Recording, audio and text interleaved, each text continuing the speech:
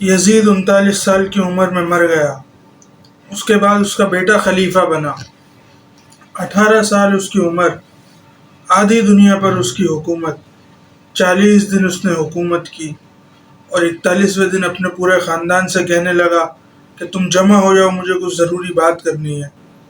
جب وہ جمع ہو گئے تو کہنے لگا، یزید میرا باپ ظالم تھا، جابر تھا، اس نے حکومت حاصل کرنے کے لیے اہل بیت کا خون بہایا، اور یہ تخت جس پہ تم نے مجھے بٹھا دیا ہے اس کے نیچے حسین کا خون ہے۔ میں لعنت بھیجتا ہوں ایسے تخت پر جس کے نیچے حسین کا خون ہو۔ یہ لے لو تمہاری حکومت، جسے چاہے دے دو، میں یہ جا رہا ہوں۔ کہا جاتا ہے کہ بنو امیہ نے اسے قتل کر دیا، شہید کر دیا اسے، اور اس نے اپنی آدھی دنیا کی حکومت قربان کر دی۔ یزید کا بیٹا اہل بیت کا مقام جانتا تھا کہ اللہ نے اہل بیت کو کیا مقام دیا ہے، کیا مرتبہ دیا ہے۔ جب بھی کوئی شخص درود پڑھتا ہے تو وہ اللہ کے نبی صلی اللہ علیہ وسلم پر جب درود پڑھتا ہے تو آپ کی آل پر بھی درود پڑھتا ہے۔ اللہم صلی علی محمد، اے اللہ تو اپنی رحمت نازل فرما محمد صلی اللہ علیہ وسلم پر، وعلی آل محمد، اور محمد صلی اللہ علیہ وسلم کی آل پر بھی، یعنی ان کے خاندان پر۔ اللہم بارک علی محمد، اے اللہ محمد صلی اللہ علیہ وسلم پر برکت نازل فرما، وعلی آل محمد، اور محمد صلی اللہ علیہ وسلم کی آل پر بھی، ان کی اولاد پر بھی۔ یہ اللہ نے مرتبہ دیا ہے اہل بیت کو، یہ مقام دیا ہے کہ جب بھی کوئی درود پڑھتا ہے تو وہ جب اللہ کے نبی پر درود پڑھتا ہے تو اس کے بعد ان کی آل اور اولاد پر بھی درود پڑھتا ہے۔ وہ یزید کا بیٹا ان کا مقام جانتا تھا۔ یزید اور امام حسین کا اختلاف تب شروع ہوا جب یزید زبردستی مسلمانوں کا خلیفہ بن گیا، حالانکہ اس کا خلافت پر کوئی حق نہیں تھا۔ وہ شراب کا عادی تھا اور نماز کا پابند بھی نہیں تھا۔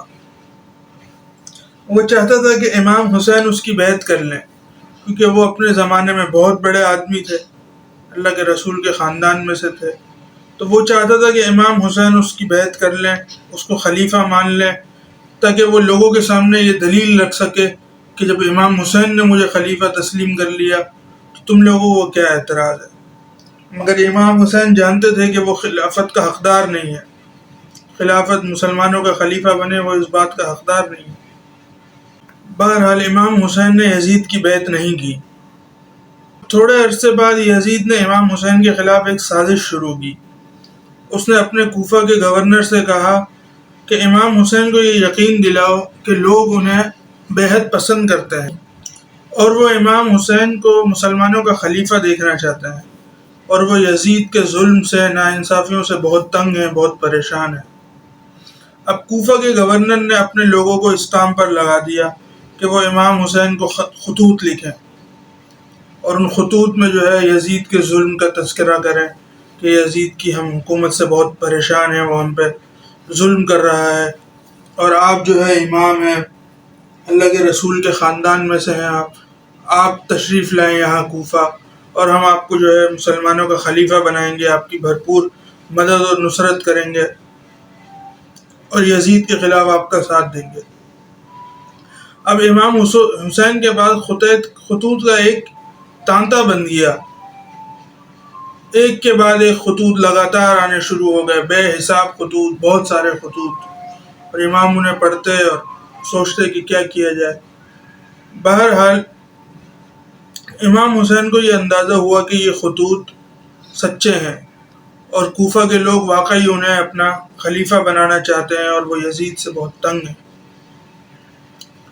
تو اب امام حسین نے مسلم بن عقیل کو بھیجا کوفے کی طرف کہ تم جاؤ اور لوگوں کو میری طرف سے بیعت کرنا شروع کر دو، میرے ہاتھ پر لوگوں کو بیعت کرنا شروع کر دو میرے آنے سے پہلے۔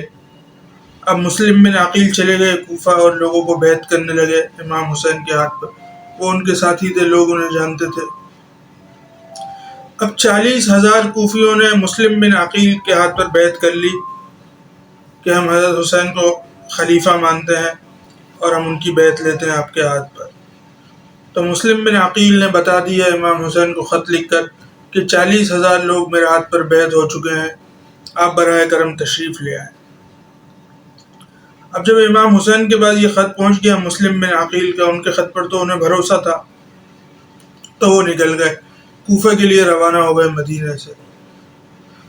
اور اب یزید نے کوفہ کا گورنر تبدیل کر دیا، اس نے ایک انتہائی ظالم اور جابر آدمی ابن زیاد کو کوفہ کا گورنر بنا کر بھیجا، اور اسے سخت آرڈر دیا کہ جو بھی امام حسین کو جو خلیفہ بنانا چاہتے ہیں ان کے ساتھ انتہائی ظلم سے پیش آؤ اور طاقت کا بھرپور استعمال کرو، اور اگر تم ان کو کچلنے میں کامیاب ہو گئے تو تمہیں بے حساب انعامات دیے جائیں گے، بہت تمہیں ڈھیر سارے پیسے دیے جائیں گے، تمہاری ہر خواہش پوری کی جائے گی، بس تم ان لوگوں کو جو ہے دبانا شروع کر دو اور ان کو طاقت کے زور سے ان کو منتشر کر دو۔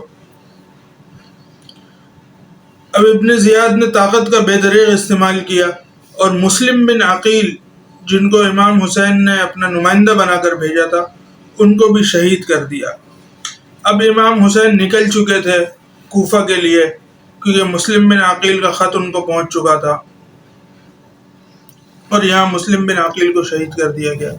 جب امام حسین کوفہ سے قریب ہو گئے، بالکل قریب ہو گئے، تو انہیں اندازہ ہو گیا کہ حالات ویسے نہیں ہیں جیسا خطوط میں بتایا جا رہا تھا، اور انہیں یہ بھی پتہ چل گیا کہ مسلم بن عقیل کو ان کے نمائندے کو شہید کر دیا گیا ہے۔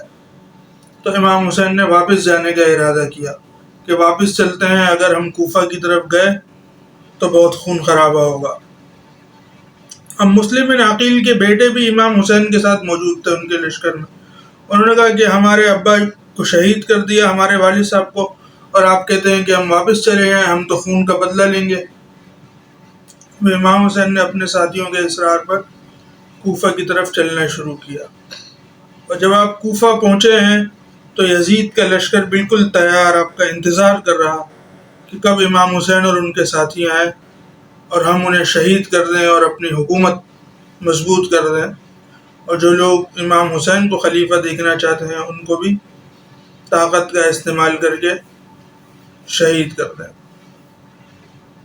وہ جب انہوں نے امام حسین کے لشکر کو دیکھا تو وہ فوراً لڑنے کے لیے تیار کہ بس ابھی آ جاؤ اور ابھی فیصلہ ہو جائے، لیکن امام حسین نے کہا کہ ہم اللہ والے لوگ ہیں، اللہ کے رسول کے خاندان سے ہیں، ہمیں تھوڑا موقع دو، آج کی رات ہمیں گزارنے دو کہ آج کی رات ہم اپنے رب سے بات کر لیں، اپنے رب سے جو ہے اپنی دل کی باتیں کر لیں، تھوڑا رو دھو لیں، ایک رات کا ہمیں موقع دو کہ ہم اس میں عبادت کر لیں، اللہ سے دعا وغیرہ کر لیں، اور پھر صبح کو تم جنگ کر لینا۔ تو انہوں نے ایک دن کے لیے جنگ کو ٹال دیا، ایک رات انہیں دی۔ اب اگلے دن 10 محرم کا دن تھا، 10 محرم کا دن جس دن واقعہ کربلا پیش آیا۔ حضرت عبداللہ بن عباس رضی اللہ عنہ نے 10 محرم 61 ہجری کو خواب میں نبی کریم صلی اللہ علیہ وسلم کی زیارت کی، اور آپ کے ہاتھ میں ایک بوتل تھی جس میں آپ خون جمع کر رہے تھے۔ تو عبداللہ بن عباس نے فرمایا اللہ کے رسول یہ کیا ہے؟ آپ نے فرمایا یہ حسین اور اس کے ساتھیوں کا خون ہے، اسے میں بوتل میں جمع کر رہا ہوں، قیامت والے دن میں ان کا وکیل بن کر آؤں گا۔